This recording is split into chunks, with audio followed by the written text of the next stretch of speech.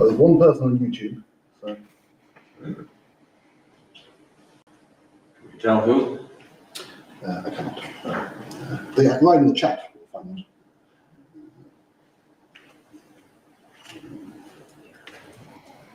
Hey, Richard.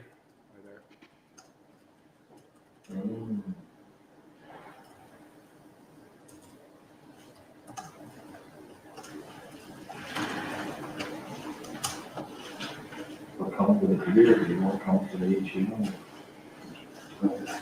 Oh.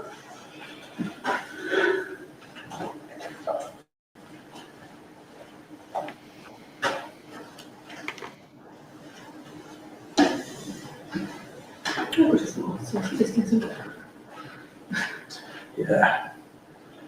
The bus queue in Finland. Can everyone hear us online? Ryan is here as well.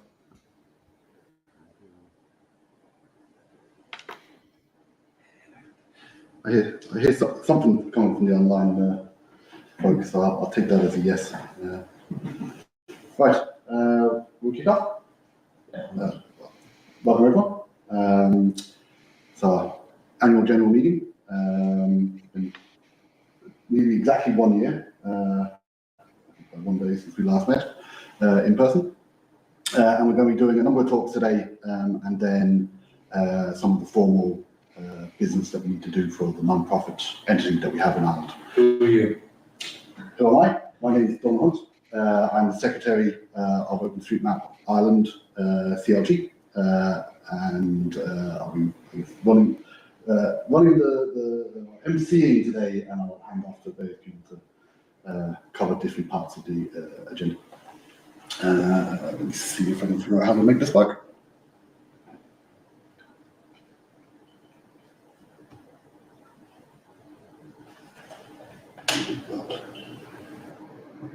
Yeah, so we've got some, here's the agenda for today.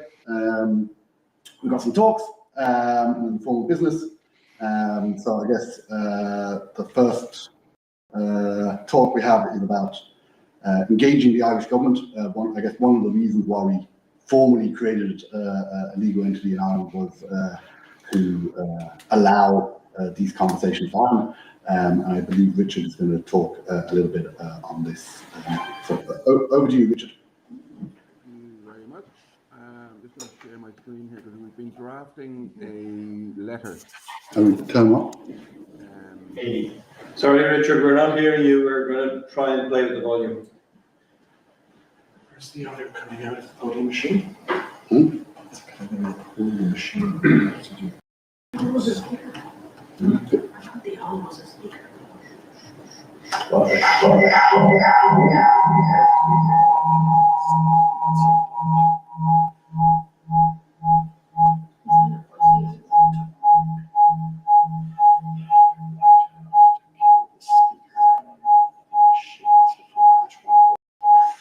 Should we mute our mic? Oh, I need this one, would it be?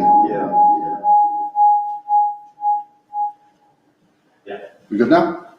Yep, go ahead, Richard. Can't hear us. We're muted, right? Yeah, yes. Can we hear it anywhere? Should we want to hear him on this one? Let's see if,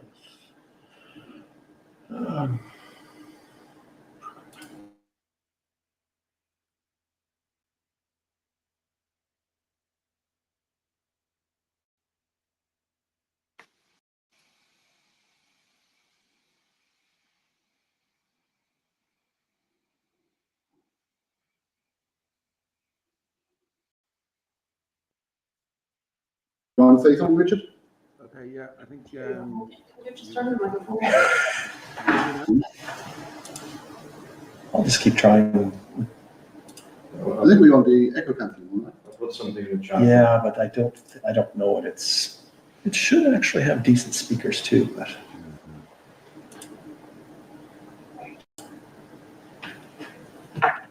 Okay, are you hearing anything there, Paul?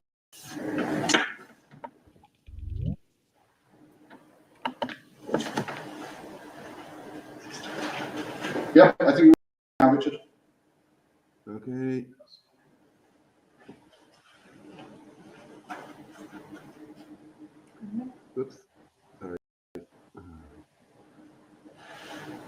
presenting connectivity issues there for a moment. Okay, right. I will try to talk loudly and clearly, but rather than reading out the entire letter, I mean, it is not very long, and I will share a or perhaps somebody in the meeting there can share a link to anybody who would like to read this letter. But this is just a draft that we are proposing. We don't exactly know who we are going to send it to yet. I think I myself and maybe Dermot might try to find the name of the appropriate person that this goes to. So we would ultimately, the plan here, or what we're trying to achieve, is to get a waiver to use some of the data data.gov.ie use OpenStreetMap.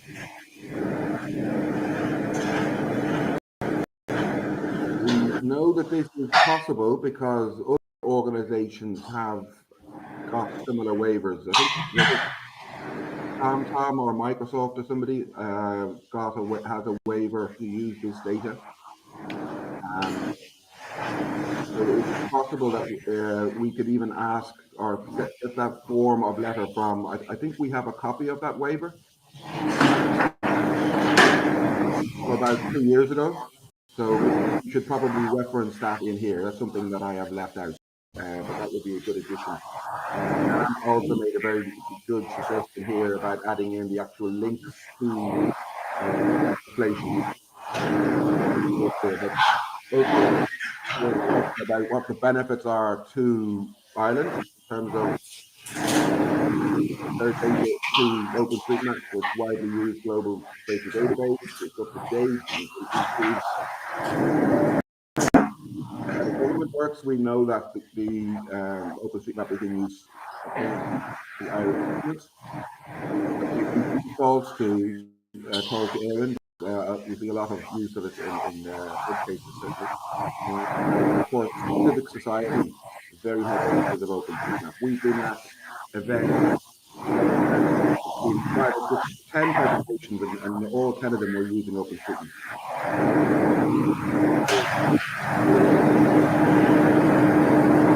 Here with this is to get the names that we need to send it to, tweak the letter a little bit, but within the next month or 6 weeks or something. Something I think that the incoming board would be able to do. It might be the same as the outgoing board, that remains to be seen. But we will be sending this on, and I think it would be a very good initiative for the board.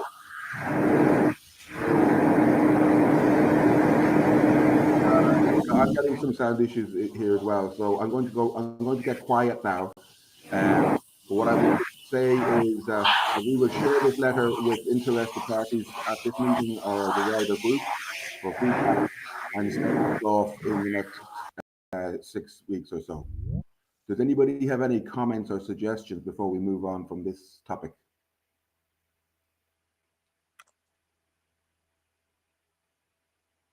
I don't see anything, I don't think. Okay. Thank you very much, everybody. We might move then on to the next agenda item. I'll mute myself now.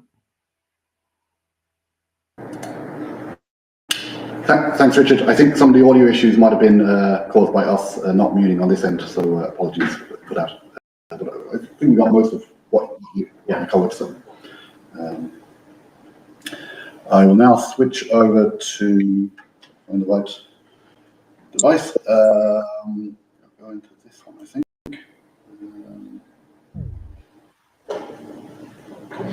And Dermot is going to talk about capturing data. Yeah, so this is an interesting one. Bear with me, there's a bit of a build-up, but essentially. Do you want me to click the buttons or? Pardon me. Yeah, actually, maybe yeah, it'd be great for somebody to be able to do it. That's great. This started out, so basically the title, and I've done a the suggestion of one of my collaborators, or my only collaborator on this, I've done a last minute change to the title of this. So it's now called How I Use ChatGPT to Get a GPS for the Dublin Port Tunnel. So some nice paradoxes built in there, but bear with me while I build up the story. If you could advance the slide there. So the background to this is, it started with a mad idea I had of how to get a GPS trace, so scare quotes around GPS trace underground. As we well know, GPS doesn't work underground. How do you do that? More on that anon. In order to attempt what I thought was feasible, I needed some web tools, and I wondered whether I needed to write them myself. And in the process of what I did, it showed me something interesting about how some of the core OSM tools work. They've been around for quite a while now.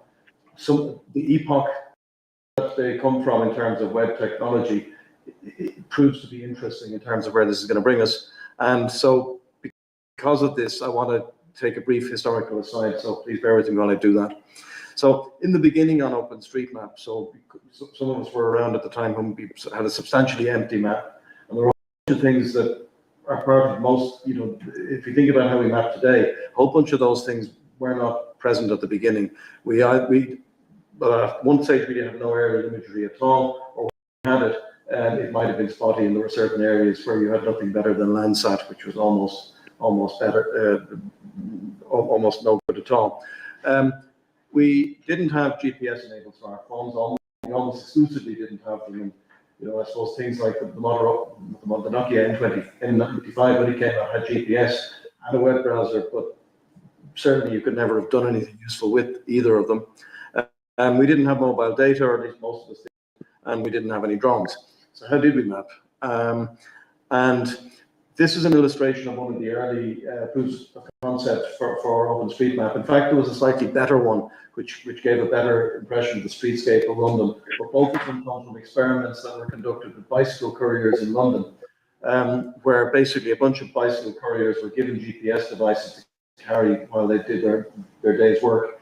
And the thesis was that if you superimpose all these trails, the margin was the image of a map from which an actual map could be created, where you began to tag things and indicate what everything was. But really, I suppose the reason I'm bringing this up is GPS and actually going around with devices to build track logs was a core part of mapping, more or less an unavoidable part of mapping in the old days. These days we still do it a little bit, if we can advance the slide. Yeah, because essentially, most usually a mapper would have a standalone device rather like this. This particular one, I chose this image because it doesn't even have a moving map display, although some of them did have that. Either, well, this one would show you a breadcrumb trail of where you've been, but not with any actual base map to contextualize where that actually was. You'd use a standalone computer, and actually in the day it's sort of a good chance of being a desktop. And then what you'd use is this in the corner of the screen. This thing still exists. This is literally an up-to-date screenshot, but this is a part of the OpenStreetMap website that certainly I don't go to very often, but back in the day, you were in and out of it, because any GPS traces you would upload, that's where you would get them, at least that's where you would manage them. You could pull them into your editor as well. And it's just wanted to revisit that, because the typical workflow is you'd walk along, you'd build your track log, you'd take that track log with a cable or with a media card, you'd bring it over to a standalone computer, you'd upload that file to the OpenStreetMap website, and then you bring it into your preferred editor and you would map. You're free to do all of these things to this day, but a thing occurred to me on this one, because if you look at GPS mapping today, you can still do all those things, but it feels a little bit different, because we have various reasons why we can favor GPS mapping, but the workflow, and I've quoted this section because this is actually the modern description of how that GPS workflow works. And there are a couple of interesting things in there that wouldn't be familiar to people who mapped back in this pre-smartphone era. So basically it's talking about here, smartphones, I'll read it, it's not very long. Smartphones and dedicated receivers can record trace logs. For smartphones, many apps are available. Search for one with GPX file export support. It is the format used by OpenStreetMap. Once recorded, the trace logs can be used to draw roads on the map. Once you obtain a GPX file, you usually transfer it to a computer. You can then import it to JAWS and blah, blah, blah, blah, blah. And at the end, some smartphone apps can upload the recordings directly to OpenStreetMap as well. But what's not said there, and it's sort of the aha moment for me, was you can access, and often today we will access the OpenStreetMap website with our smartphones. We will log in. The site knows who we are. It's the same site that can accept that GPX trace. And yet we're still talking here in the description to say, take it possibly on your phone, bring it onto your computer, upload it using a web form. So basically, I said that you wouldn't build it like that today. And so if we move on from that one, we basically, the comparison is, and I've said all these things, I'll move on from it, but essentially it really ought to be joined up. This wasn't my objective starting up, but it's where I got to say, you know what, the workflow could be better than that. So again, the why do I care? Well, I've already sort of tipped my hand a little bit. This isn't the problem I set out to solve. It's something I found along the way. The tools that I've built in order to solve my problem, I think are going to be applicable to solving this other problem that I found about the workflow being a little suboptimal. But essentially, yeah, back to the problem I wanted to solve. There are underground features. The one that was on my mind was the Dublin Port Tunnel. On my way here, I drove through the Jack Lynch Tunnel, took a track log of it in ways that I'm about to describe. But yeah, I wanted to do that. But, you know, car parks as well, we'll see some examples of that. And what got on my mind was, for many years now, cars had GPS capabilities, and some of them these days are beginning to get web browsers. Some cars, I mean, I think 15 and 20 years ago, I had a car which I know for a fact had some kind of dead reckoning built in to augment its GPS stuff. But of course, you couldn't get at any of that data. I think at one stage, I had a mad idea back then to say, if I train a video camera on the screen and put it in diagnostic mode, because I realized you can get coordinates in diagnostic mode and do some sort of mad OCR to get it out there, never went there. And even then, I would have probably had to eject at the time as a DVD with the maps on it, because otherwise probably you'd be snapped to the road, which is my last. Yeah, no, sorry, it's on another slide, but yeah. But yeah, the idea is you don't want to pollute your track log. You want it to be where the car thought you were, and not where it's corrected view with data that we can't use. But essentially, I wondered, dead reckoning, if the car is doing it, could you get that? Will the web browser in the car be able to see the results of that? This was my experiment. So if we move on. So what do I need to do? I need something that runs in a browser. Sure, I'm going to code it, right? Nah. I mean, I still assumed I'd have to do it, but again, this is 2025, and if there's something that's worth doing, it's worth asking an LLM to do it for you, right? So this is the first, and again, this is going to be unadorned, right? The story is good enough that I don't even have to dress it up. This text is what I fed to ChatGPT. It was by now a couple of months ago, so it wouldn't, you know, if you feed it to ChatGPT today, you'll probably get something subtly different. But basically, I said, can you provide code to implement capture and storage of a GPS track log in GPX format from a web browser running on a GPS-equipped computing device, such as a mobile phone or motor car? Ideally, during capture, the user's location would be displayed on an interactive map based on OpenStreetMap data, and the track log already collected should be displayed superimposed on that map. Don't ask for much, do I? And it's about one single HTML file of, I think, around 180 lines. And I loaded it into a web browser and it didn't work. Showed me a blank screen and with 2 JavaScript errors. Shit. But here's the thing. So, but luckily, you know, that top bit that I struck out, I actually do understand how these things work. So, okay, what are these errors? Checksum errors. There were 2 included JavaScript files. One of them was leaflet. I can't remember what the other one was. And basically, there were checksums in there, and it had either hallucinated the checksums or they referred to older versions that were current at the time.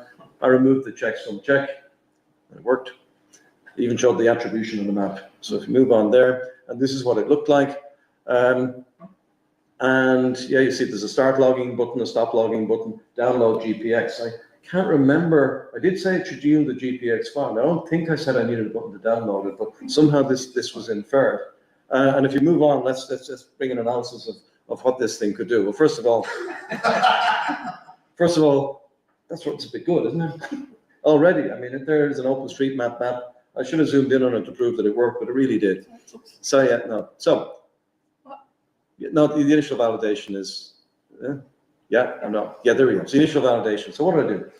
So, I mean, I tried initially on a desktop, but it wasn't very good fun. I couldn't tell that it was working there because although it did know where I was, because browsers can do that these days, it didn't move me around, so I couldn't see whether I was getting a track log. So I tried it on the smartphone. So moving map worked. So did the visualization of the capture track log. We'll see some pictures of it in a minute. The bottom positioning for the action buttons, that wasn't great because I found that when I was trying to move, I was panning the map, but I think I went to the landscape mode and then I was able to press the buttons. The download GPX button, it worked fine. And I loaded into JOSM. That didn't have to be debugged at all. It was perfectly valid GPX data that I got out of it. So effectively, I'd achieved a working prototype of this clever thing within 15 minutes, which is great. I tried it in the car. It worked in the car, but it can't save the files, so I wasn't able to actually. My big curiosity was, how good will those be, and does the dead reckoning work? So if you move on there. So what? I can give you a DVD file if you want it. I can give you a DVD file if you want the card spit out a DVD for you. All right, yeah. So anyway, so what do I have to do with it? And the answer is not very much. So first thing you do when you have something like this that's that clever is you show it to a pal. So Guillaume Richard, who is currently in New York, he showed it to him, and between us we riffed a little bit on it. All of it I will say in ChatGPT. You know, we could have just taken the code and said we're great code warriors, but we were committed to the bit by this stage. So we thought, okay, can we actually riff on it? So I didn't see the instructions he gave, but basically between a couple of iterations, we did a few things. We moved the buttons to the top of the screen so that we could have them on all screen sizes. We added a clear track button because you're going to accumulate a lot of data as you drive around with this thing. We put a little stats display, just cause, and we added crude file capture to a server for in-car use, which is the important thing. So how do you get the data off a car? You push it up to a server. And that all worked. And importantly, the capture it worked, so it's time to take it out on the road. And yeah, so this is what that one looked like. It's looking kind of boring because it's the default view. Once you press start logging, it zooms in and it begins to look quite clever. So let's move on and see. So these are two images in the cockpit of my car. And a couple of things I suppose worth pointing out. Even at the zoom level, I mean, there's a roundabout there. It looks kind of smooth. Here's a motorway exit with a ramp and an even bigger roundabout, a second smaller roundabout. And if you can't tell, those are impossibly smooth for a GPX track. This is really, really good. Now, one theory is that a car, you would expect an external GPS antenna, maybe a good chipset, but again, if we move on from there, but it looked kind of good. So yeah, clean consistent. I think that's worth saying. When you pulled it into JOSM and used it, with certainly the areas I was testing it in, these were areas high resolution, big imagery. These are whose alignment we do generally trust. You can tell what lane the car is in. Basically, it is that good. But it was for me, at least at this point, it was inconclusive whether dead reckoning was happening, whether any sensors other than GPS, because all of this was under an open sky. So will it work underground? Let's see if it will. So the port tunnel was my prize, but every time I drive up and down through that, it's the cost of a pint. So, I wanted some earlier validation of that. This is one of the newfangled style Tesco buildings where the car park, where much of the car park is underneath a load of concrete and steel underneath the building. And you can't see how I drove in, but you can see me drive up and down through what I can tell you are parking aisles. It had a bit of a brain fart over here, but you can see these are all nicely parallel. And it wasn't that I was driving out to see some sky drive. I was literally up, down, giving it plenty of opportunity to get confused. The very worst piece of this track log, you'll see it colored blue at the top, is the bit just after I emerge from the car park where it drifts way the hell off. My assumption being that it begins to see a few satellites, decides it can switch over to GPS, but actually the GPX fix is a poor one. So as far as I can tell, that dead reckoning over the sort of distances I did there, superb. Again, this is not the hard part, but you can see by the time it readjusted, I drove down on the left lane because I'm not an animal, and into that parking space and stopped the car. This is really good stuff. So at this point, I could see dead reckoning is working, underground mapping works. So course I took the tunnel then, right? Now, this is kind of interesting. Tunnel, you're spending a lot more time underground. The thing I haven't put on the slide, but it's worth sort of calling out, for the Dublin Port Tunnel, how it's currently mapped, and I will say I haven't actually edited the map based on any of this because I want to take more readings. What we have reflects the best mapping of the tunnel we could do at the time, and there were things we knew. Up at there's a cut and cover section of the tunnel up in the northern section around where underneath the Santry bypass. We know it's under there, and so we just mapped it, said, look, it's basically here. Similarly, on the section across Fairview Park, when it was constructed cut and cover under the park. Helpfully, that was around about the area when we were mapping it, so we could see the pictures of where that was going. So these are the things we trust. We know there are bends in it. We can witness that from driving it, and we were aware informally, not informally, it was when the thing was constructed, information was given to say, oh, there are venting shafts there were two particular locations. We didn't have the exact locations, but more or less where those were supposed to be. We put control points and we just made the curves work. So what we have on the map isn't amazing. So what did we measure? Southbound, it all looks very plausible, but by the time I got to around about here, this point, because I was looking at this moving map display in the cockpit, I could see I was drifting off what we had on the map by an amount that I didn't trust was going to get us back on what I knew to be correct in the cut and cover section. And you can see indeed by the time we emerge here, this is where we emerge into daylight, at which point the car says, no, we're actually over here. Still, you can see that it's traced those curves. I mean, it's definitely doing some reckoning. The sensors are clearly in play. But what we're trying to work out here is how good is this and how reliable is it? So that one was inconclusive, but I turned around, drove up through the northbound bore, and that looks kind of plausible. There's a tiny, tiny jump when you emerge from it, and that either means that I was lucky, but that in terms of a point of exit, but that it could still be inconclusive for what's in the tunnel, or maybe it means that sometimes you get a good reading and sometimes you don't. So I think probably the cost of more pints will have to be spent to find this out, but I'm pretty happy, not least because most of the underground features that we're going to be interested in mapping are not as long as the Dublin Port Tunnel. So really good outcome, I feel. So if we move on from there. So conclusion is, yeah, everything I said. A few things to say. Again, there might be vehicles that do their dead reckoning differently. My understanding is this kind of dead reckoning is usually done using the ABS traction control sensors that you have in each wheel. Probably these days they have gyros and stuff, but in principle, cars may do this to varying degrees of satisfactoriness. So perhaps there are other cars out there that will do a better job. As long as it has a web browser that will work as you drive. I'm looking at Donald pointedly because he has a web browser in his car, but it shuts off for security reasons when he drives.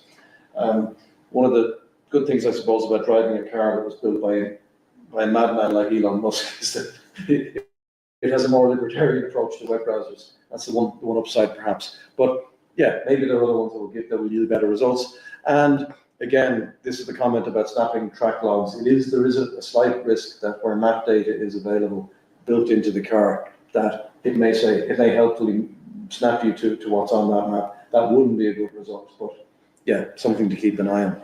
So we move on. So the overall conclusions, yeah, it's useful.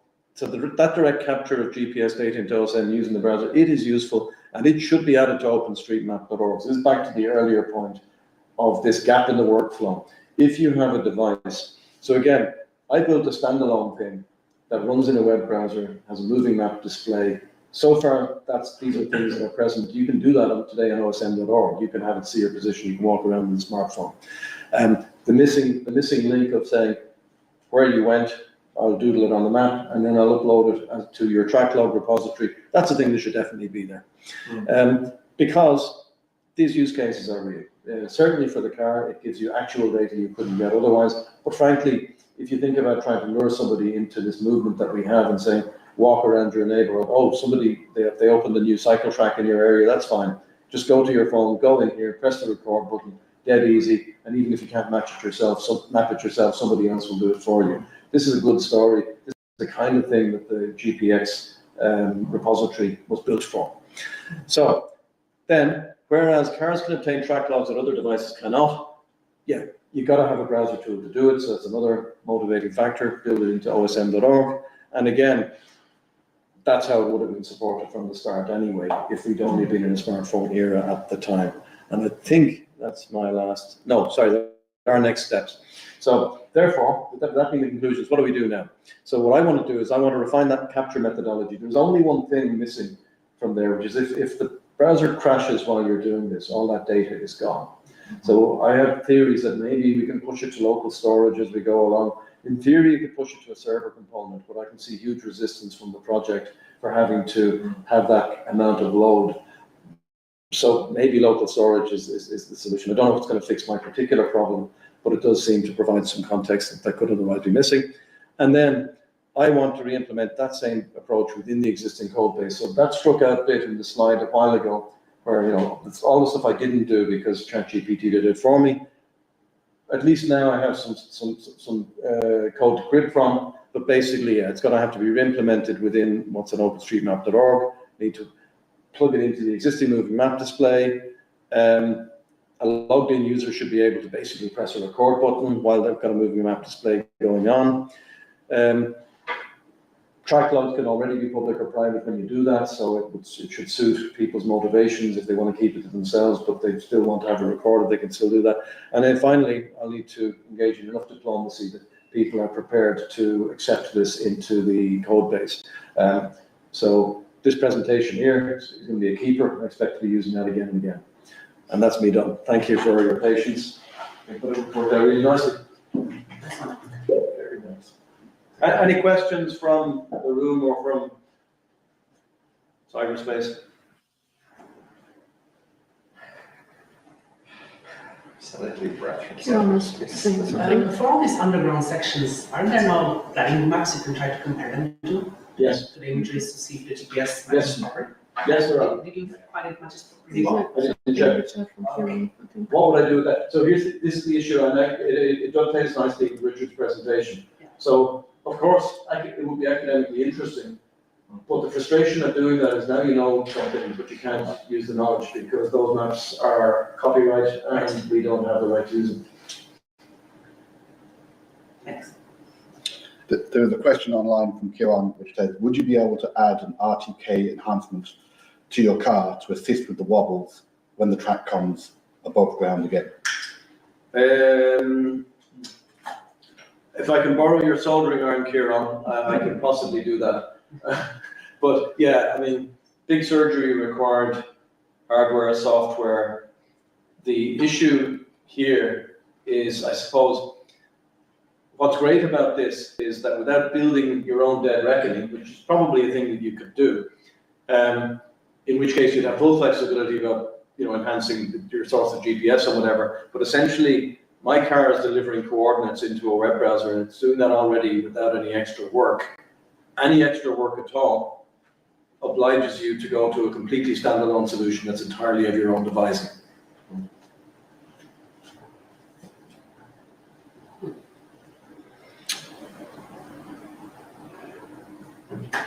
I had a question. Yeah, so there was some recent news, or recent thing in the news about location data, and I wonder whether that's going to have an influence on OpenStreetMap and the ability to not have unaggregated track data, because It was the news, I think I missed it. There was an investigation by one of the media companies, newspapers, I think it was. Actually, maybe RT, I can't remember. Basically, they were able to get access to large amounts of GPS data that was being collected by apps, and it's not clear whether it was aggregated or non-aggregated, but it was not.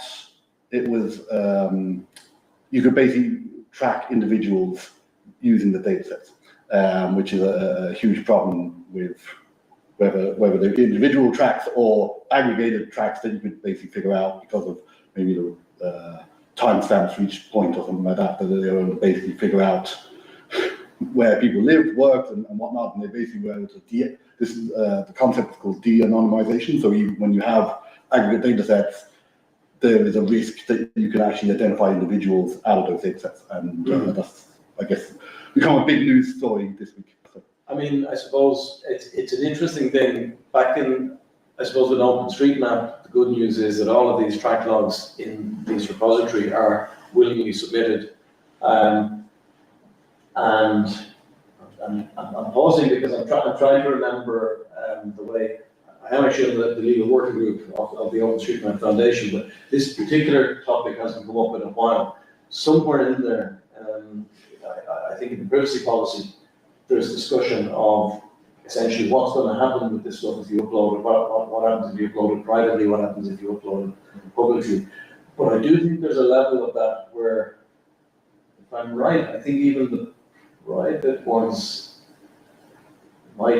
you might get them aggregate points there. And it is, on the one hand, it's points, but on the other hand, I suppose, an example of how even the most anonymous thing in the world can be troublesome wasn't it Afghanistan or something where you had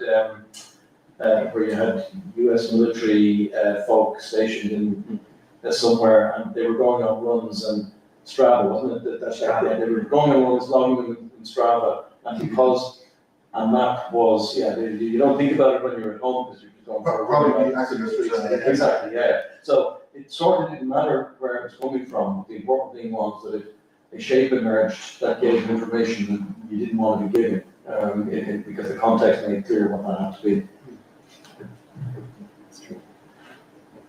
I'll try to start my talk then. I want to talk about some new features on UMAP, which I hope you're all familiar with. Some of them might actually not be new, it's just that I only noticed them recently, so just bear with me.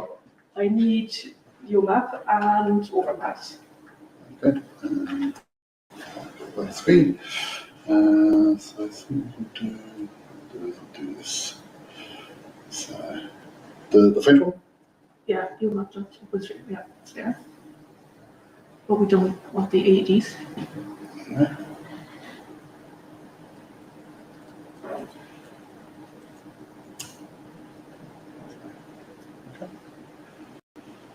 And Overpass and the Windows. So.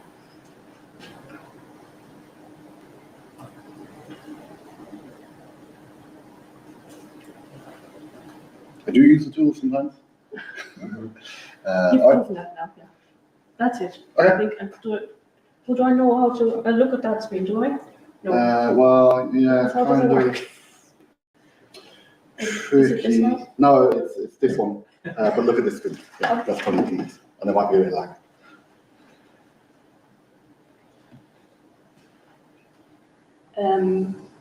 I don't really need to log in for it. So I'll just go in here, and now zooming is going to be a bit difficult.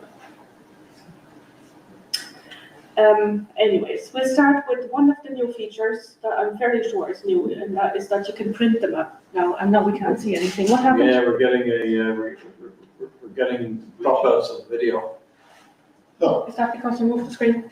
I don't know. Cable loose or something? It's probably because it has no signal. Use cable and yeah. Go again. So you can print your map now. So basically, a lot of the things are bringing it closer to QGIS, I think. It's going to be, okay, I think the print button is here somewhere. There. That's all I can say about that because I haven't tried it. So it's just, Having used UMAP, I'm trying to remember why would you want to print something? I don't know. It's a nice option to have. It's to be able to take maybe your points or your overlays and basically print something out. Well, Maybe you can just PDF it. Well, I imagine you were running the AGM for some kind of organization in a place that was hard to find, and you wanted to doodle a trail and some points of interest. Here's where the goal is. Yeah. You could already adopt. Just put that out there. Yeah, I mean, the whole idea that it's getting closer to QGIS, I mean, it's just a matter of being able to manipulate it into some form that you want to use in a static fashion. And no, Yeah. I mean, I think that's. I don't know if that was the aim to get closer to QGIS, but it's just something I noticed. Yeah. So That's then, a good thing. now I don't know if this is a new thing or not. If you type in a place name, I'm biased, of course. See this one here on the right. You can add, there's the shape file to the map apparently. I hope this works. I haven't actually tried this. That does not look like County Kilkenny now, I have to say. I think you've Oh, got, that's the, the yeah, city. you've got the city boundary. But I did say County Kilkenny. Yeah. That looks more like it. So that's, that's fairly handy for people who don't really know how to use Overpass or something like that, I would think. Speaking of Overpass, it's very difficult. What I'm going to do is extract all the bus stops in County Kilkenny.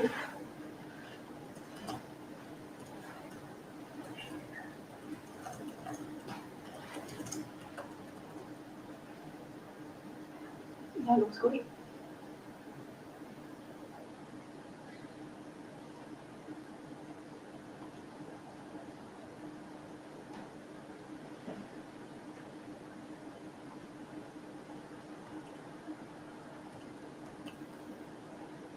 Oh no,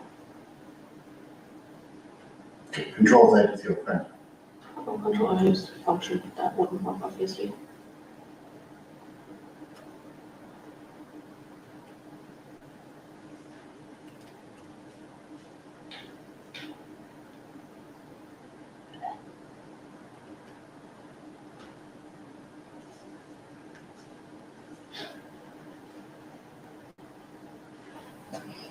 And just download that.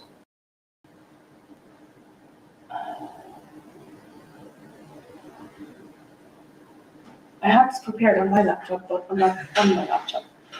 And then I go back into UMAP and upload that file, import, sorry.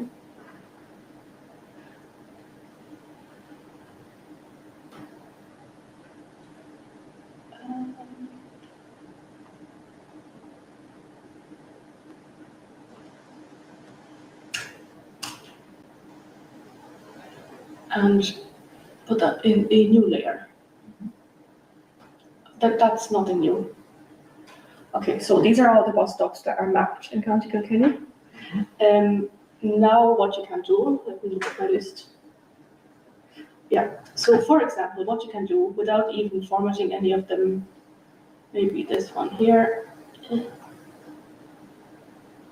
Yeah, so that's just the bus stop in Clara. And I haven't defined what to display in the pop-up, so it'll just show the name and the description, and the bus stop usually doesn't have a description, so it just shows the name. But you do it permalink now, and I don't think that was possible before. Maybe it was. Should be right click. I don't know why it don't work. So permalink in this case to the bus stop or? To just this one node, yeah. Nice. Which I don't know why it doesn't work. Just believe me, it does work.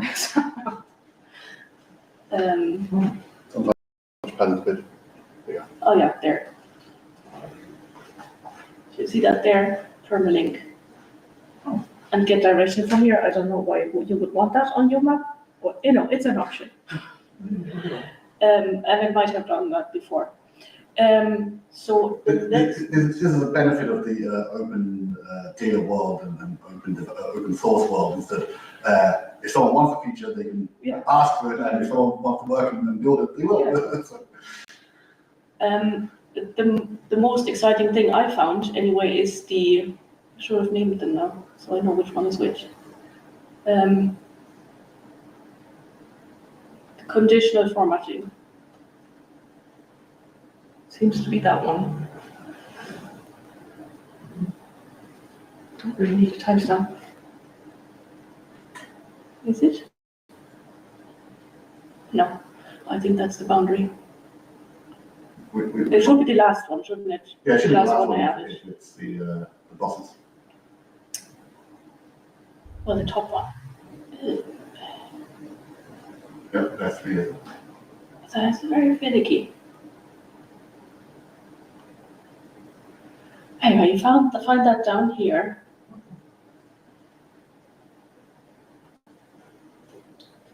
And you can add rules. For example, say I want to show all the bus stops that don't have a bus shelter mapped. I have to add that. And so bus, I think it's bus, no, it's just shelter. Shelter. No, that's wrong. I can spell it usually. And you can exclude stuff. I'm not a coder, I don't know what that's called, but you can just say shelter no, and then give it a rule, or you can say, you know, shelter exclamation mark equals yes, or something. You probably all know what I mean without me being able to say it. you're missing an S at the start. Yeah, I've noticed that. So I'm just gonna go with the simple way of just saying shelter equals no. So it even gives you the options that you have in your database, which is handy. That should prevent spelling mistakes. And then you can change the color, you know,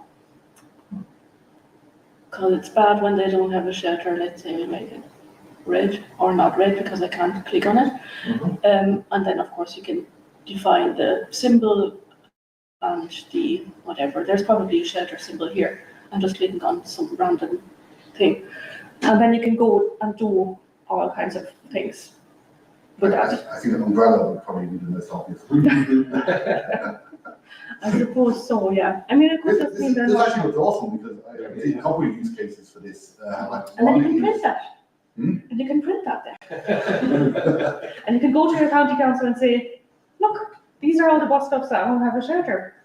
You know, whatever, I don't know. Well, so the two things I think are useful are for mapping purposes, like for identifying where additional data could be collected. Like Quality for control, yeah. for So example. I have worked on something, it's very specific, but I have used it for quality control just to see it, because it was a manually collated database, not based on OpenStreetMap, and I just sometimes forget to fill in a field, and you can just say, okay, show me all the ones where that field isn't filled in. There's also, I think we had filters before, didn't we?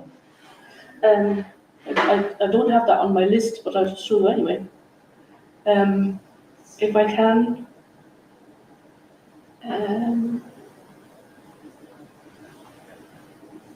So if you go into the table view,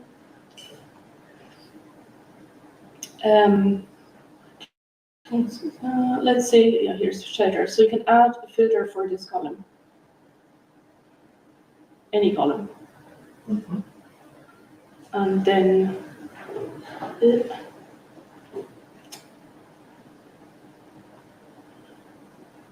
then you can go into the filters here, which I've already, no, wait.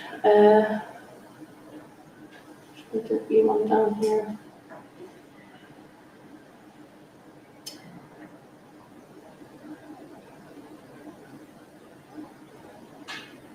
Oh yeah, it's just up here, it's just so small, sorry. So you can take all the ones that have an empty value, that will show you all the ones where the information isn't mapped, for example. And then you could also just do the same for showing all the ones where they do have a yes tag, yeah. That's really all I wanted to say. I hope I didn't hold you up for too long. That's really good. Yeah, I think it's actually really quite good. I mean, it even raised some issues actually about the reciprocality of data between the two. Because I mean, in a lot of cases, as you said, you're creating stuff here in a bespoke fashion, adding to data that's already, you know, available. It'd be nice if you could be extracting back. Like, so I looked at an example this week. One of our MA students, thankfully, amazingly used, you know, UMAP as the basis for a digital artifact, which is one of the first times we've really had somebody see really nicely upon things I show them. And I don't spend too much time with UMAP with them. She went off and learned, you know, what she had to learn. this would really augment it in terms of using some of these functions, but also for her actually building a data set and then displaying it, as opposed to doing bespoke creation right within UMap. It has that capability, but what this is now driving is, no, we're gonna actually, connect to the data rather than just create it right on UMap and create all these little bespoke instances. So I think it's very strong. That's what they're building there. Because QGIS again is very extractive. What would be nice is if all the nice stuff you were doing there ended up going back into the repository, used by other people, so. I mean, really, yeah, the whole QGIS angle, on the one hand, it does all the things that QGIS can do, but on the other hand, you think about the hoops you would have to jump through to do those things in QGIS, because essentially QGIS sort of says, okay, here's a blank canvas, what do you want a base map? Okay, hang on. You can see if you can remember how to get the base map, or else projected wrong. Okay, now give me your data set. Well, it's actually find it in the same place as that base map is. Yeah, but I need it as data. So I love the fact that in our little ecosystem, where we've got this sort of simplified view of map data, within that ecosystem, we can treat it as data. Because the thing is, that's the prize. The prize of OSM, we keep telling people, is that it's a data set that you can do anything you like with.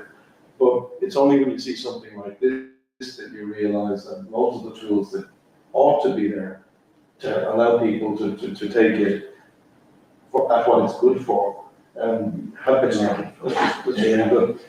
I have a question. I mean, you still have to know how to use Yeah. But here's the question, right? Is there, because UMap prior to this, because I mean, this is being introspective about the OSM data. If I remember rightly, it already had stuff to be able to take crude overlaid data sets that were not from OSM, right? That's a thing that's also in UMap somewhere. So in essence, it's beginning to converge on a nice lightweight set of functionality that could be all the QGIS that a lot of people would need. Yeah. And if I remember correctly, UMap also has functionality that you can give it an overpass query and automatically bring in it will skip the bit of having to export it and then import it again. Now, sometimes you want a point in time data set, right? So you actually do want to extract the data for that exact point in time.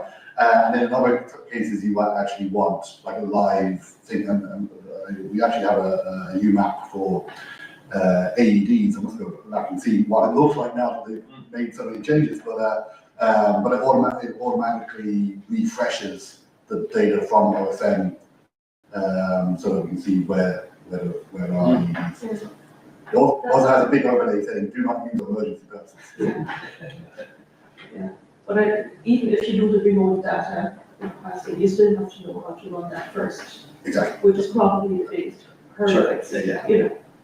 But I think one of the opportunities here is from a communications perspective as well, in that being able to very quickly populate maps that can then be used for getting across points, like for example, like the example that you made about what percentage of bus stops don't have a shelter, right? And so you can very quickly make an argument to a council or something like that with very high quality data without a lot of effort. It's also a tremendous use case. Is if I think about a lot of the stuff I use Overpass for, I use it as a quality tool for mapping. So I'll use it. So if I see that there's some typos, there's some typo tags that have been crept into the map because of all of them being dozen or whatever it might be. Today I'll go into Overpass and I'll see clusters of stuff and I'll zoom in one place, say where is it? Okay, load it up in the map. But there's no special. If I think about some of those tools that are filtering what's on the map, that could work an awful lot better. Just using this kind of a thing. Now again, it mightn't scale to the same areas. Maybe there's a reason it won't. But I would say I like the idea because they just do a display rule and you can keep it. So in other words, anything that you are aware of that you want to know if it creeps into the map so that you can creep it back out again. Just keep a UMap going that knows how to highlight that thing. Are there any questions online?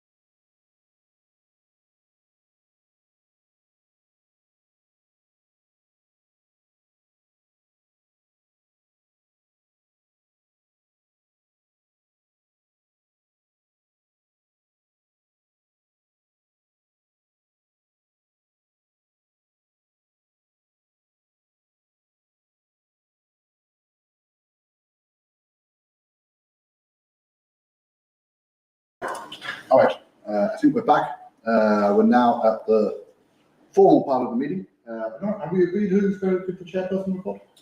I don't think we have. Does that mean no one has written one? No. Yes, it doesn't mean that. Hands up anyone else who hasn't written one. But all right, so on the screen. Right, here we are. So the first one is the chairperson report.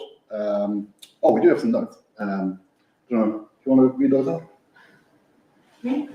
I'm reading the journal. I'm happy to. Okay. So, since the last AGM, we had 8 board meetings. We have 2 open positions on the board, and we'll be delighted to have more people contribute. And again, we set an upper limit, the Constitution foresees, what is that upper limit? Is it 8? Is it 7? 7. Sorry. Yes, that's right, kept it to be an odd number for voting reasons, but we can. Well, there's also some Irish thing that if we had more than 7, it would get more complicated. Oh, okay. So anyway, 7 is a magic number, meaning that there are 2 open positions which could be filled by additional people if they felt motivated to do so. We have a positive bank balance. We're actively managing our expenditure. That is a euphemism for hardly ever spending anything.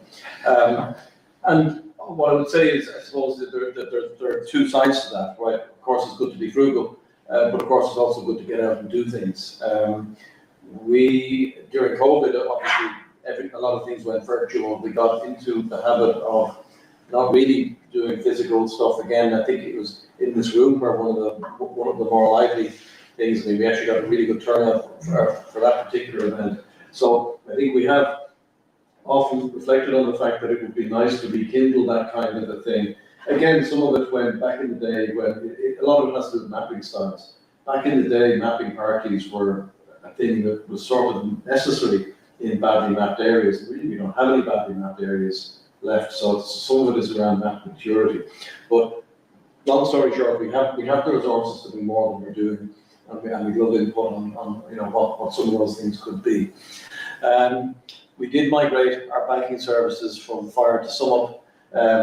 Those are 2 different fintechs, and it's not that there was no real issue with service levels, but it was more to do with fee structures. The fee structure of Fire, if you're a low balance, low turnover company, then being charged, what is it, £10 a month, I think it is. So £10 a month can really eat into your resources if you're running off fumes and just being quite frugal. So we moved to SumUp, which is really geared at their money on the card processing for things like the subscription fees, membership fees from members. So that's the thing that actually works out. It means essentially we don't get taxed on holding the balance that we're not doing much with. Just actually, don't spring it on you. It doesn't need to be the exact figure, but approximately what's our balance at the moment? I have a slide. Oh, you did a minute. Okay. Sorry, no, actually. About 21. Yes, of course, there is a treasurer's report, isn't there? Yeah. And there are a couple of projects on the go, but the one that's probably most active and worth commenting about is the buildings project, which is continuing at a good lick. But we do need more people validating. And you may probably have some more specific comments on the buildings project. Yeah, I added stuff to the slide. Okay. Well, let's jump slide then. And so we have the minutes of last year's AGM to consider. That QR codes would seem to be the minutes. Last time I reviewed them, they looked perfectly fine to me. Does anybody who was present and who has read the minutes feel comfortable to propose and or second those minutes? And extend that invitation to folk who have joined virtually.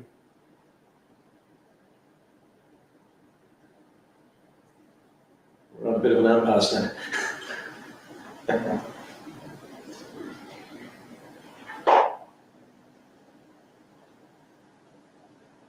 How should we proceed? Well, I wrote them, so I don't really want to propose a second. So. I'm happy to propose them if we can get a seconder online. Now, Richard, I don't know if you're hearing us or are able to give us a thumbs up one way or the other in the chat or by voice. Perhaps Brian. Sorry, can I ask, can you postpone that a bit? I haven't read them, but I'm happy to read them, and if they come back to it, I might well be Yes. happy to second them. Yes, Brian, that would be brilliant. We can move on and we can return to that further formality before we're done. Thank you. So let's Sky and the brings us to the Treasurer's report where you get the actual numbers. Oh, sorry, excuse me, where can I read them? The QR code, Brian, can you see the current slide? If you scan that with your camera, it should provide you with a link to it. Give me a moment. Yep. I'm happy to do the needful on that as well. Oh, very good. Well, you know what, Brian, we can probably save you the trouble. Feel free to read them, and just in case you do see any quibbles, because when it comes to the acceptance of minutes, I do like to also pause for any specific thoughts that people have. But Richard, we'd be happy to record you as a seconder provisionally if they're left unchallenged. Yeah, thank you. So You just must have posted a link in Yeah, I've just posted the link in the Telegram channel for anybody who's on there, and we'll get them added to the website as well in due course. So if there are any queries, please raise them with us. So I'll cover the financials for so the year ran from 1st of May 2024 to the 30th of April. The filings that need to be done on an annual basis completed. We had during the financial year we had 17 memberships, either new or renewed. So we've sort of seen a decline over recent years. I think that's probably just a reflection of the focus that's going on, and we continue to drive that. We've definitely seen an uptick in the last month, I think, coming up to the AGM, which is positive. So yeah, income, I think like the last few years, it's all driven by memberships. Last few years, we've sort of been in around sort of 250 to 350, which allows us to give some amount of money to fund events and cover some of the costs associated with having the legal entity, because it is not free to run an entity, unfortunately. Expenses for the year, primarily, and actually there's a slide on that, was 328. I'll cover those in more detail in a minute. And then the profit and loss, so we ended up with a loss, which is covered by our reserves, and not like generally we expect to be somewhere in and around break even every year. We're happy. This is the balance sheet and profit and loss from the submitted filings. So you can see basically at the end of the year, we had 1,962 euros, and yeah, most of the costs are covered on the next slide, but basically all our income last year was in relation to membership fees. Spending, so the main expenses, the one that sort of really put us into the red was our management of Azure compute services. So we are at the whim of how Microsoft run their services, and it's basically constant change. So we're very grateful. I don't see Johnny on the call today, but Johnny, who has been on the board previously, has been sort of the person really driving most of the tech management, and we've basically at the beginning of the 2024-25 financial year, we had a period where we basically had to refactor and reduce some of the assets that we had running in Azure, and we basically ended up with spend, I think it was in around 200, 300 euros of a spend that wasn't covered by our sponsorship. We're very fortunate, and in fact, I don't think we probably would make be able to run the organization if we didn't get sponsorship from both Microsoft and Google in relation to the tech services that they provide. I guess we'll say thank you for them having those programs. Azure have reduced the amount of sponsorship, which is why we have these on this refactoring, but we are actively managing it, and we don't have John Ronan from Waterford today, but he has also kindly offered access to compute resources that he manages, and continue to sort of find compute options, and I think a good example of where partnering with the OSMF is we can sort of research and build things, but then we don't actually have to fund the actual running of them, which is beneficial. Other expenses, so banking, we did, while we transitioned from Fire to SumUp, we did incur some additional costs in relation to banking.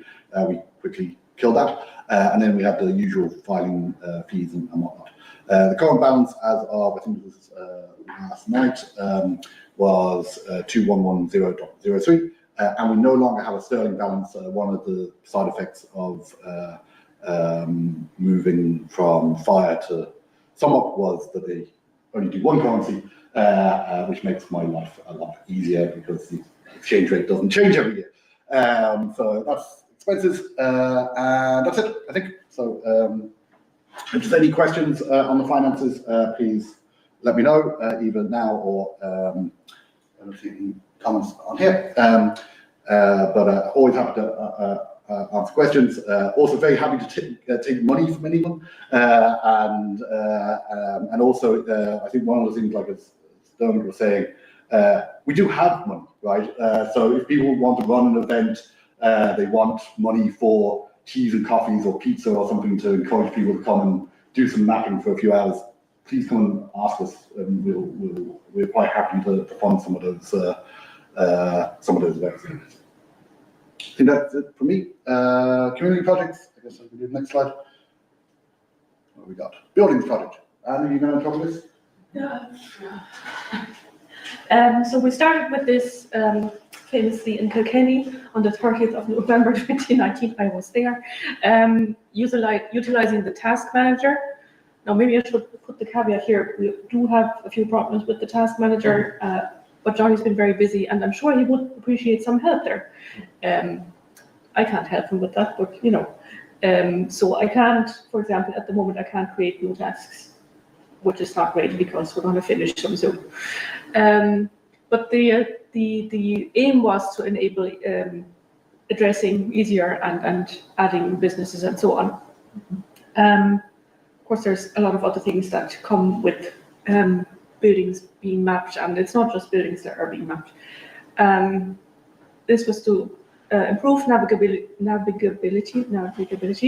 and the land use coverage, even though that's not the prime goal of the project, but we do a bit of land use once in a while.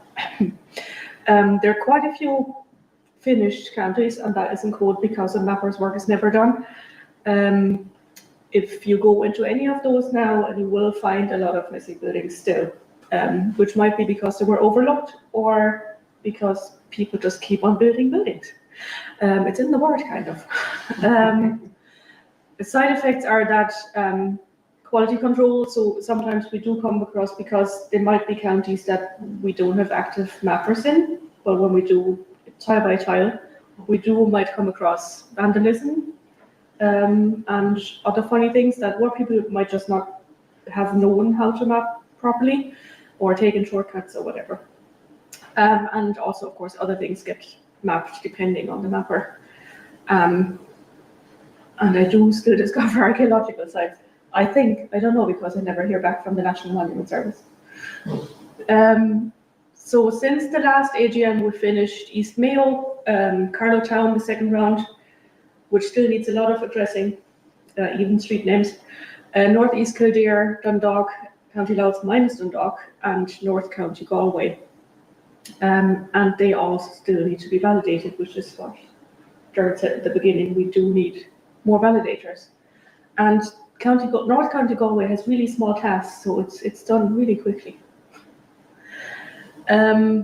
Now, I couldn't finish this yesterday or this morning because I couldn't get access to OSM, the statistics thing by Heidelberg University, and the ones where you do see it filled in, I used Overpass, but like I can't search for all the buildings in Ireland using Overpass. It'll just overload the search.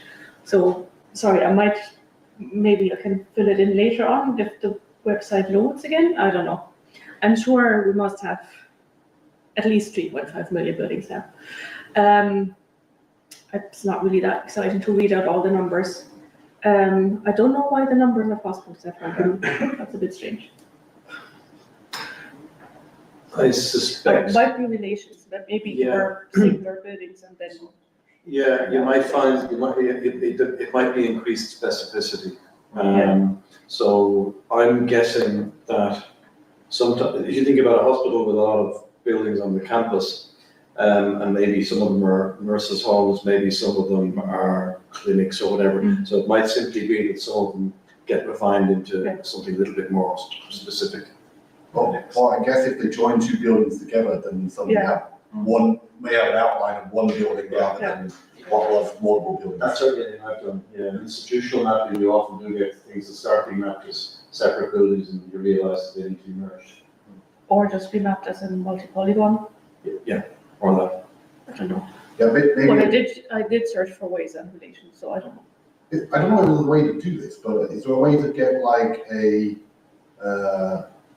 the total area of the? In OSM, yeah. If it was working. Because that might be a more accurate measure to see where it's going. Suppose, Sure, because it means that, if two things be turned into one, but they're still the size they were, then, Maybe next year. Maybe put that in a footnote. Same is true for the highways and stuff because I don't think you can do length on overpass, so I couldn't fill those in. But there's, the 1,500 more rainforest now. It's very important. And this is very sad that I couldn't do that. I'm very sorry about that. I'm sure there's a lot more now. 100,000 exactly. Yeah, I don't know, maybe it's just a rounding thing. Because OSM gives it in like 10K or 100K. Oh, okay, then. right. So Yeah, maybe yeah. that's what happened there. I was able to do the trees, so thanks, Brian.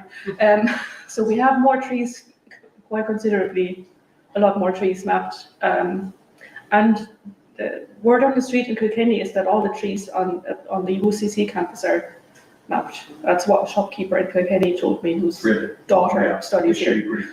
So we could probably add detail on that. We'll do some quality checks. Yeah, There we go. I have an axe in the car if you find any discrepancies. So just move the note. far quicker than just. And the it's not micro tagging. What's it called? Above micro, or maybe it is micro tagging to Janus and Janus story. Well, anyway, that's hung up as well, which is good. Then we come to the defibrillator mapping, which we have added more since last year. I'm sure we've also deleted some, but the number is going up, which is the main thing. Of course, what was said probably last year, the same applies this year. If we all go to the same places all the time, we won't see any new defibrillators, so we have to venture out to new places. I mean, they will put up defibrillators in places that we have been to, but yeah, that is a bit of a problem, I think. Yeah, one comment that I found quite interesting is that we did actually get some communication from a community centre, I think it might have been in Kilkenny, but they wrote to us to inform us that the AED was out of action and that we should remove it from the map. And then about an hour after I responded to the email and said, we've done that, they said, it's now back in action, you can put it back in. And I thought, well, we're providing the best service here. But yeah, it's amazing how some people are considerate about the consumption of map data. Would you say that they revived their? Sorry. Well, someone revived out there. Okay, that brings us to the motions already. Unless there are any questions online. Someone's breathing. That's good. No. Can I make Sorry, can I make an just- input if you can hear me? That sounded like two people. Maybe one at a time. Maybe Brian first, because I don't know. Right, the other. just to say, this is Brian, just to say I have read the minutes, and when you're ready, I'm prepared to either propose them or second them as needed. Thank you, Brian. Thanks, Brian. We'll just record that, with no need to return to it. I don't know who the other person was. Was it Kieran? That's me. I don't know if you can hear me well. Very well. Okay, good. Just congratulations on everything being done with the buildings. Like, it definitely is having a very positive effect on the map. Everywhere I go, I see much more detail happening, and buildings I have always regarded as a stimulus to get other things done. And the proof of that has been in the last, I guess, 12 months, Mapper Iridium, Sean, who might be in the room, or maybe he's on the call, I don't know, but the level of detail he's been launching into it's breathtaking. In terms of putting in walls, every tree, every bush, every piece of ground, very comprehensive mapping. And I'm just giving that as a general comment. Obviously, things need to be corrected and refined and finessed after that. But on the positive side, it's an enormous level of detail. And I believe I encountered Blanchardstown recently, which is significantly added to in detail, which I never would have imagined, to be honest. So that's just my main comment. That's the top comment. The comment in I suppose, to be selective about several comments I could then make about the buildings. I've noticed with the task manager, particularly in our approach to the task manager, and in particular mappers who do large numbers of tiles in the tasks, it would be better if mappers mapping at speed would have a proper look at the buildings that might be older than 2019, rather than just say, oh, there are buildings there and I'm thinking it done. That needs to have a level of consistency put into it, where we look at it and we go, well, actually, no, I see there's a building there, but I'd like to move it into a better place. And I'd like to refer to the community discussions on how to move it and where to move it to and which imagery to use. I think there was something, and I forgive me if I have the number wrong, but I think it's 600,000 buildings in Ireland predated the buildings task, as Anne said, in 2019 when it started. Not all of those are credibly located or shaped today. And as was said before, new buildings are added into areas, in gap areas. Houses are now subdivided into things. Big, large plot houses can be split. People are building extensions. People are adding on significant outbuildings. And the map task says attempt all buildings. So that's just in general. I just want to have those few words of comment. I could say lots more of little things, but those are the big things. And sometimes the task manager is very unreliable now. So I think someone mentioned that there. It's doesn't behave like it used to behave. And I think we deliberately, when we set up the very first time, we went with an old hot OSM version of it, which it didn't have bells and whistles on it like the present one. And my suggestion would be to revert, but that's another consideration maybe to have over the winter months as we hit the map more. Thank you. Thanks, Kieran. What I've noticed in Limerick now, the Limerick town task, if anyone's working on that, we don't have the lovely Bing imagery. We still have to work with Esri. A lot of the buildings are in square. So even if you think, oh, it looks good, all the buildings are mapped, they might be, but they might not be in the actual shape. See also Cork, actually. A lot of lozenge-shaped buildings in Cork. That's just the way we build them. It's vernacular architecture. Okay. And to refer back to the praise of Sean, if anyone has the time, look up the UCC campus on F4 map. You'll be blown away. We'll move on to the motions now, will we? Yeah. Will Perfect. We didn't have, I don't think we received any motions. Well, actually, just before, I think there was a motion that come up in the director chat, but I can't remember what it was. Was it me about the SMR thing? About The Sites and Monuments Reference number? that? I don't know. I'll just mention it. Sure. So apparently, the National Monument Service has decided to rename the Sites and Monuments Records number into something else. I think it's Record of Protected Monuments or something, RPM. Unfortunately, we have the key ref, i.e. SMR, OpenStreetMap, given, a lot of, probably thousands. I'm not sure. And I wonder, Did I understand right that they're not actually they're they're not not reassigning renumbering them, they're just it's calling it just- something different? should we rename the key? I mean, so here's the thing. The example I'll give is highway equals trunk. Highway equals trunk emerged as a common way of tagging roads. As the project started in the UK, it came to be used for what they call primary A roads in the UK. In the UK, there are A roads that have green signs, which are primary ones, and ones that don't have, and ones that have white signs, which are non-primary ones. And the emerging tagging practice in the UK came to be trunk meant primary A roads, green signs. Here, when we had to interpret that for our purposes, we thought, okay, we have national roads, but we actually have two classes of national roads, both of which have green signs.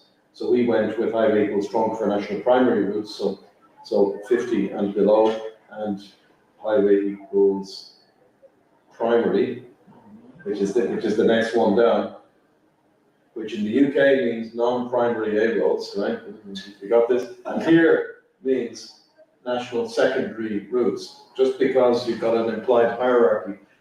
Where I'm going with this, and that's before it got to places like Germany, where at some point they decided, okay, we'll use this for what the roads from which non-motor vehicles are excluded, to the extent that there are lots and lots of tools, routing tools out there for OpenStreetMap that will not allow pedestrian, if you do pedestrian routing, they won't send you along what might be a very narrow country road in Ireland because it's tagged as trunk. So that sort of thing can be troublesome.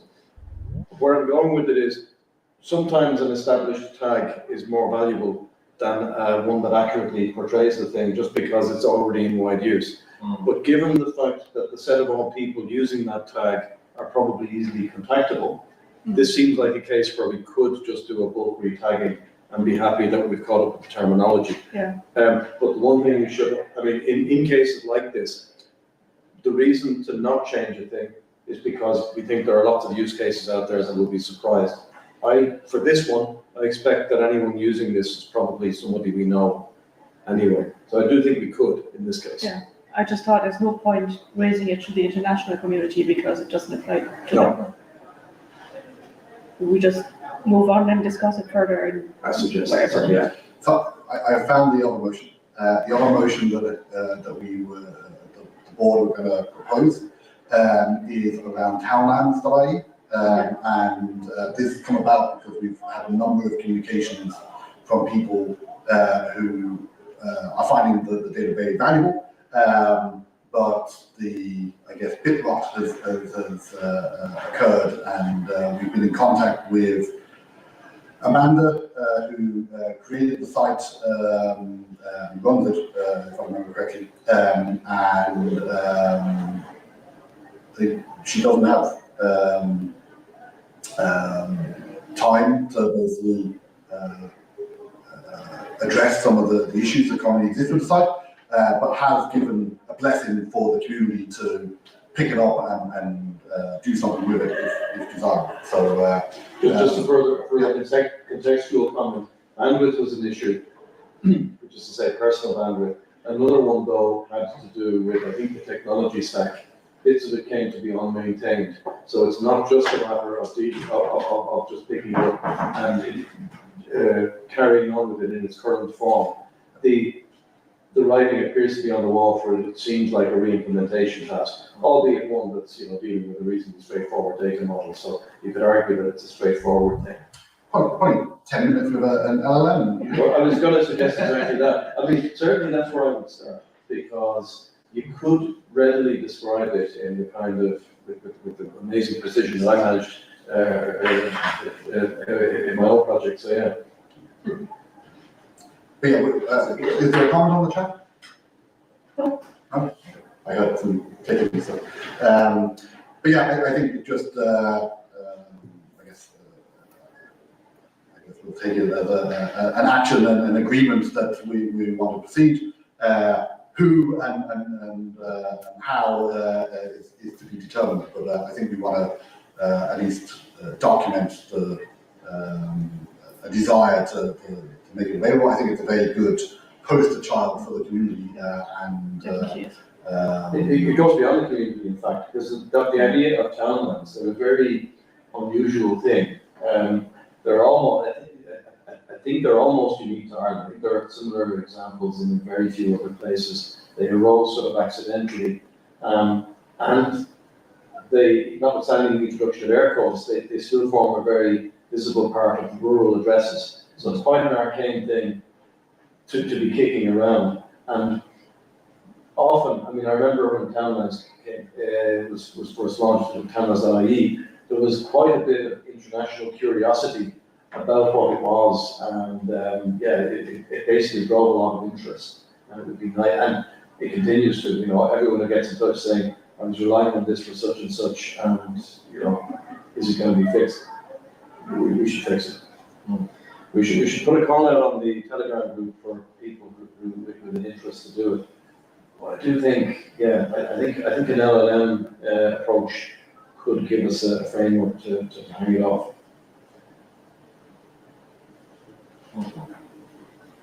Does anyone online have an opinion they want to tell us? This is probably the section of the AGM where you get the board accountable to get stuff done in the next year. So don't be fine.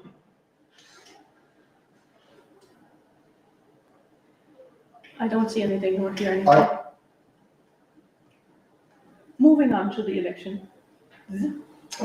So I think you're potentially standing down with the option. So let's talk about the process first. But I'm going to propose that because you're doing that you not be the one to operate this. That would be appreciated. Yeah. So in terms of our process requires that a third of the board seats go up for election each year. And like I said, we don't have term limits. We're not against term limits, but traditionally we found that there often isn't a stampede of people to fill empty booths. And so we think it's helpful if people who are willing to continue on have the option of doing it so that we're not hamstrung. Members may be nominated and seconded for election. So there are 2 available slots on the board. That's this meaning 2 that are currently unfilled. That's leaving aside anybody who's standing down today. If more than 3 candidates are seeking election, now, sorry, here I need to contextualize this. I think you took these notes. So we have, is it just you standing down this time? No, myself and Anne. I know, okay. And so 3 candidates seeking, but what I mentioned, we already have 2 vacant. So in fact, it's probably more correct to say that if more than 4 candidates seek election, then we'll do an actual voting round. Now, I will say this has never happened. I'm not suggesting that we should move away from it, but in the event of doing it, we said that we do it by a show of hands. And although we've never wired in a specific process, we should go for a proportional one so that it's so we don't suffer from first past the post syndrome. Let's see if that ends up arising. So if there again, this is the balance. Oh, sorry, no. I misread this. That if there are fewer, that such that no election has to take place. A show of hands just to make sure no one objects. And that if there are more, then we go to the open vote platform. And indeed, we did select the single transferable vote process for that. So that's how such a case would be handled. Hasn't happened yet. But just a note about very detailed thing, but it's the Scottish single transferable vote, not the Irish one, because they haven't implemented that now. Yeah, the difference, by the way, and I can speak about this. This is nerdy as hell. Who knew at an OpenStreetMap event? I was the one who instituted Open Vote for the OpenStreetMap Foundation, so the International OpenStreetMap Foundation elections, and I was the one who chose and championed this has been the electoral process. Now, single transferable vote seemed to be a good choice, and there was good consensus around it. But Open Vote offered many of them. The reason we went to the Scottish one was that whereas the Irish one, which I don't think is in there because it's hard to replicate with a machine, it's to do with physical ballot papers. Basically, the Scottish transfer system looks to do a proportional transfer of the transfers rather than a random transfer, which is what you get in the Irish system. And there were other variants which I've forgotten what they are. Yeah, anyway, that's the one that we would love to use. And if we do that, there'll be 7 days to complete that voting process. So these are the mechanics in theory. So stepping down this time, Donald and Anne, thank you for your service, and up to 4 slots. So at this point, I'd solicit both from the room and online from signed up members of OpenStreetMap Ireland, any candidates who wish to go forward for election to the board.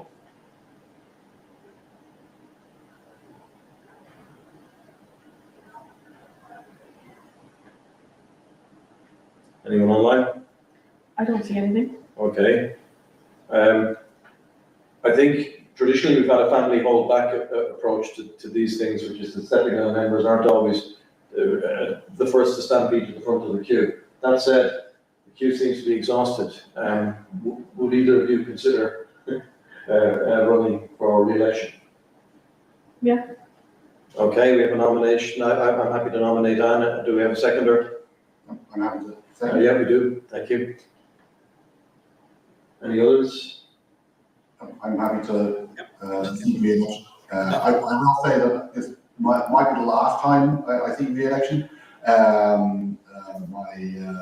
My life is very busy, and while I like escaping to do OSM stuff, I'm finding the opportunities are becoming less and less. And I think for the benefit of the community, having someone who can put a lot of energy, especially into something like the secretary role, would be beneficial.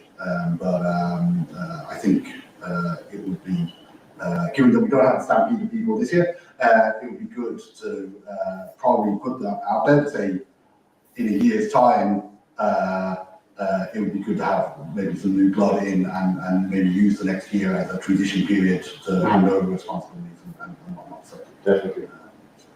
I'm happy so happy to nominate you, and I think do we have a seconder in the room or? Yes, we do. I think I may have heard a voice over the connection. Tom raised his hand. Yes, sorry, Tom. Yep, I second that if you need a seconder. Brilliant, thank you, Nate. And like I say, we do have 2 unfilled positions on the board. If anybody else could be prevailed upon to be nominated to participate. What I would say is that even nobody should be railroaded into it, but again, there are other ways to contribute. So don't be a stranger to anybody either on the end of the line or in the room. Either. All right. Well, that being so, then I suppose for the matter of formality, I'd invite a show of hands from both the room and remotely to approve the re-election of Donald and Kieran says, can I propose the board advertises these positions for the next few weeks? Yes, we can do that, Kieran. And in essence, nothing prevents us from filling. I mean, we, I can't remember the wording, but I believe it's something on the Constitution that allows for co-opting when there are empty slots. So yes, we can make it known that there are open spaces that we'd be happy to have people participate in. And Brian raised his hand. Brian, yes, sorry, go ahead. Maybe that was an accident. Or is it Cody? Brian, did you have a comment? Is your mic on? Your mic, you're muted. Brian, we can't hear you. Brian, we're not hearing you. Type in the chat potentially if there's a microphone issue. Sorry, I just thought it was, you had asked about raising our hands. Ah, When I okay. spoke, I've now put the mic on again. Okay. No, thank you, Brian, thank you. Okay. And actually, maybe a question for Kieran for group in general.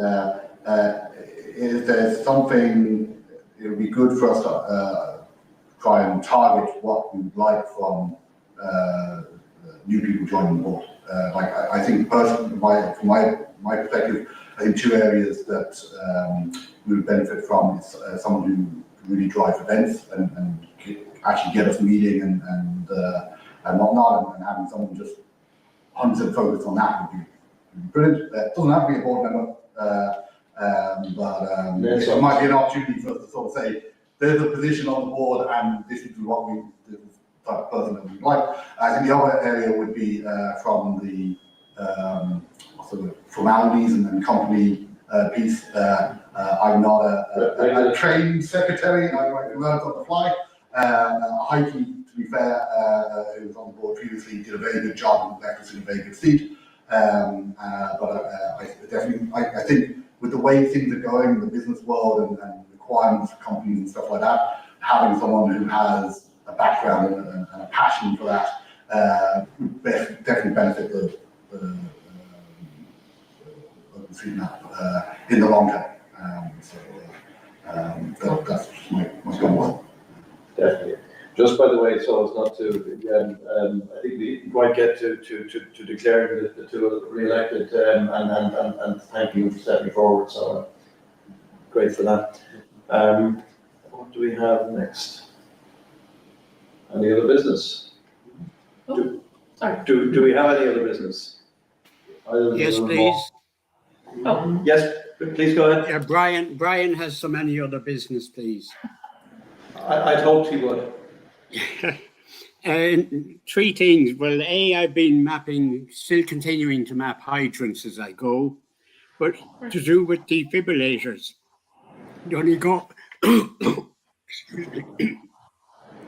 Donegal have a local map with about 60 defibrillators, and the man who runs it, Leslie, is interested in adding his defibrillators to OpenStreetMap if they can be added from his database in bulk.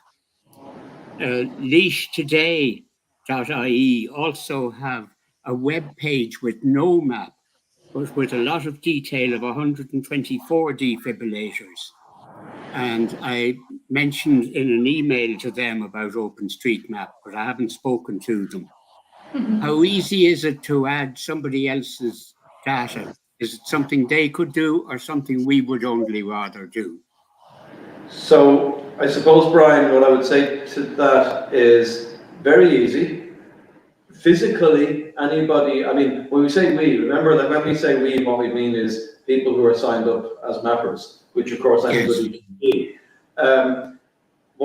But to take a step back, in the second instance, if they have no map, and you didn't mention whether they have coordinates, but it did seem as if it would need somebody, possibly the operators, because depending how, in the second case, depending how they compiled their list, perhaps they did it based on local knowledge, and maybe there is literally a set of people who can point to a location on the map and say, put it there, based on having been there. Now, if that's the case, that's unproblematic, and they could either do it themselves or somebody who knows how to map could facilitate them in doing it.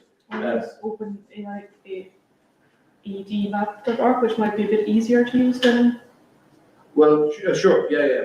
But in the first instance, because I think the understanding there was that there was a map. Now, I think it would be important to understand where those locations came from, because there is a chance that, for instance, if somebody were to compile a set of those in a Google map, and if it's in all naivety, they might say, oh yes, I sit down with Google Maps beside OpenStreetMap and pull it in. Of course, you can't do that.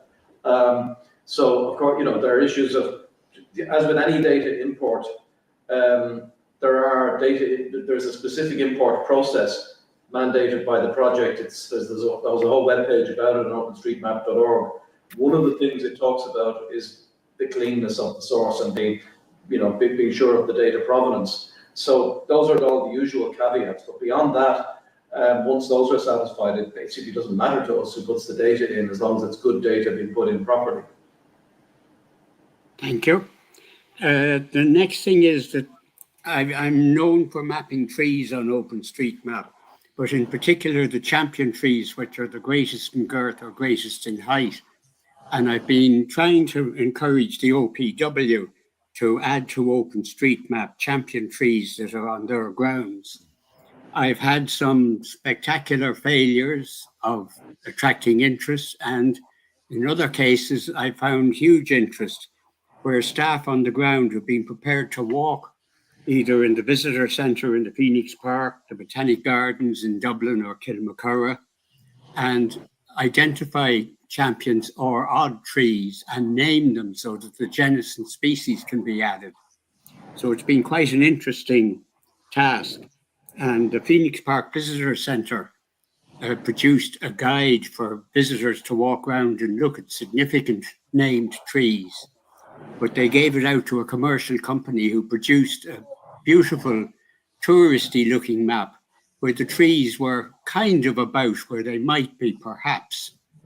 And they, having walked some of the land with me, adding them to OpenStreetMap, are convinced that they should next time produce their data from OpenStreetMap, which was kind of encouraging. The other thing is regarding membership.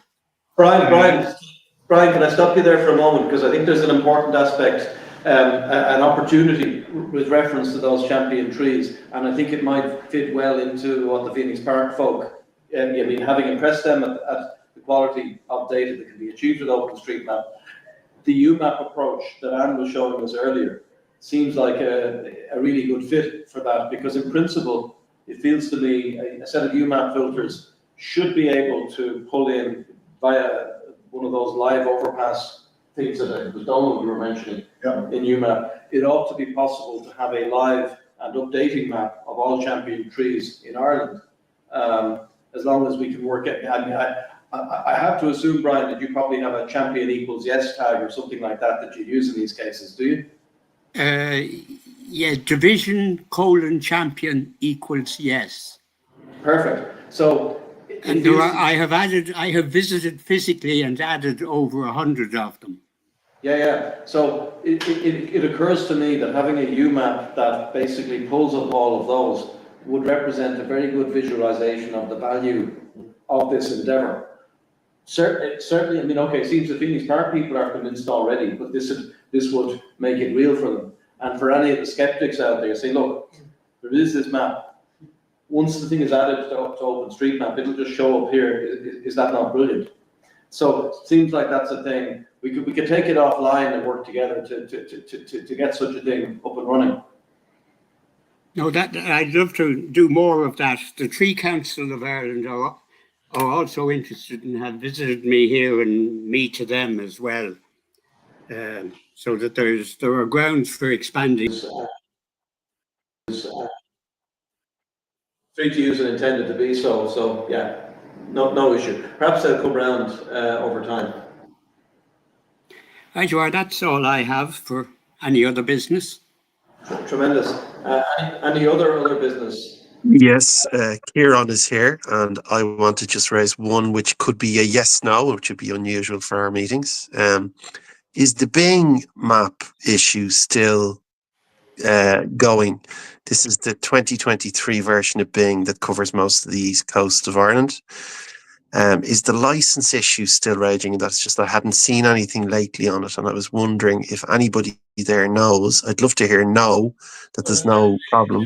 My understanding is that there's never been a licensing issue, but what there has been is an API key issue. So it's been a mechanics issue, and my understanding is that that is solved. Okay, that's good news. Thank you. And by the way, sorry, just so as not to leave that hanging. Solved by solved, what I mean is we know that Microsoft were due to sunset the way that JOSM was getting access to the Bing imagery. We expected that the result of that would be that JOSM would cease to be able. In fact, to some extent, it had ceased to get it. It was sort of limping along, and it was, I think, a finite number of people could do it in a day or something. Now, since that deadline expired, there appears not to have been any issue. And my understanding is that the folks maintaining the JOSM way of accessing the imagery essentially found a good way to allow it to access it in the new and supported fashion. So, as far as I'm concerned, the problem's gone away. I don't know if anyone has any information to the contrary on that. No. My understanding is that's what the problem. It was essentially a plumbing issue, and it seems like the tech world is affected by this need to change things constantly. It wasn't. It was. In other words, it wasn't a conspiracy to force us all to use ID and map at a fifth of the normal speed. He's muted himself, so. Okay. Any other business? Okay. I think probably then we can adjourn with thanks to everyone who's shown up. Thanks, everyone. Thank you. All right, thank you all. See you all soon. Happy mapping. Okay, thanks everybody. Cheerio.